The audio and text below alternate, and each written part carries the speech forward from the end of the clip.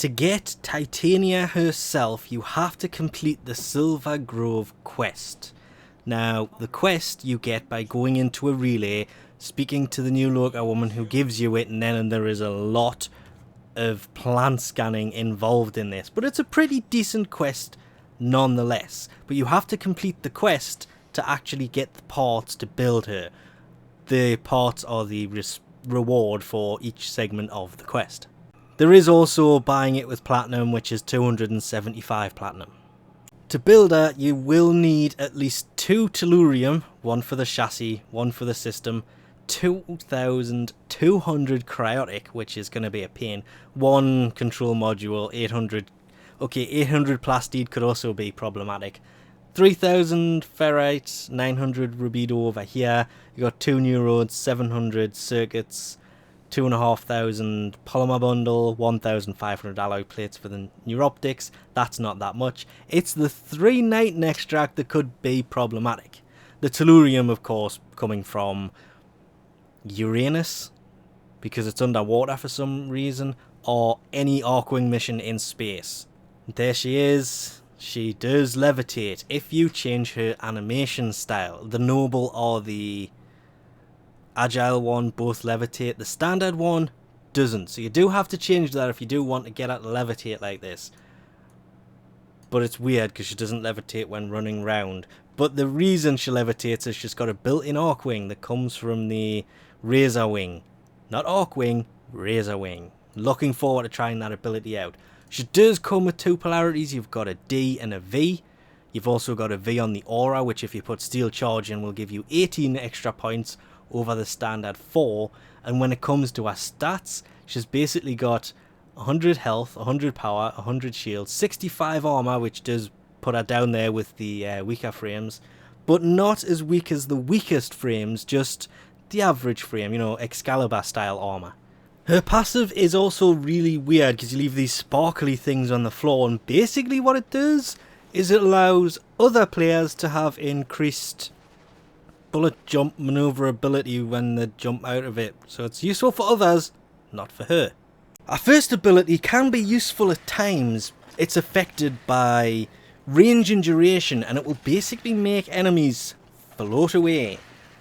If an ally gets within range of this enemy before they start floating away, it will remove all status effects from them. Not only that, but you can cast it on allies and do the same thing. Not make them float away, but take status effects off them, or make them immune to it completely.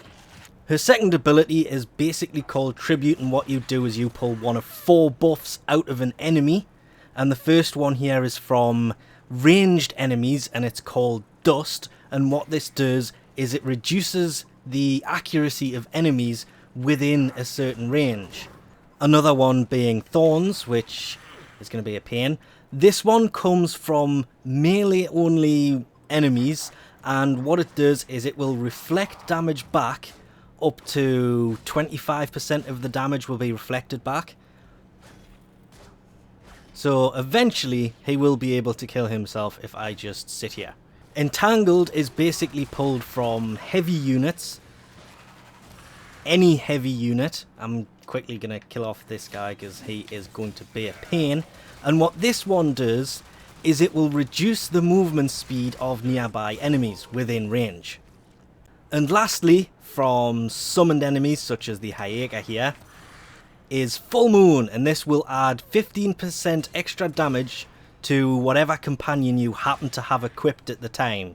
A third ability, called Lantern, will suspend an enemy in the air using her razor flies or fairies, depends how you want to look at this, and it will attract enemies within up to a 20-meter range, and once that enemy gets within 2.5-meter range of her, it will start to deal damage to them. Of course, this is affected by power, strength, range, and duration. Strength being how much damage it does. Range being, I'm assuming how far you can cast it to. I'm not sure on this. I did kind of do some tests before and after, and couldn't see an increased range of that 20 meters, but you'd think it would increase that.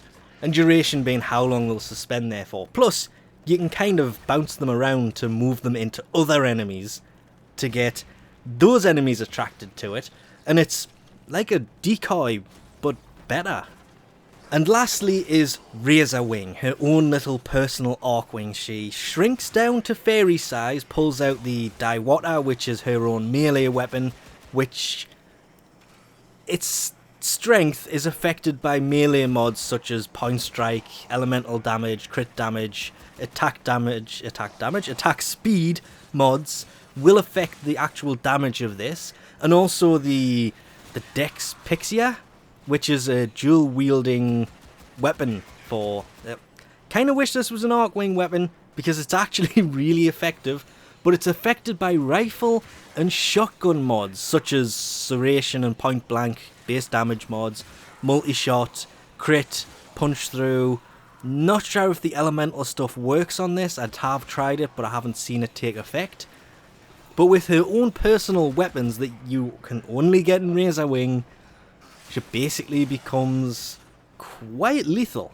When you activate Razor Wing, she will also summon some Razor Flies. It's questionable how many there is. I saw 7 a few times, but apparently it should be 6.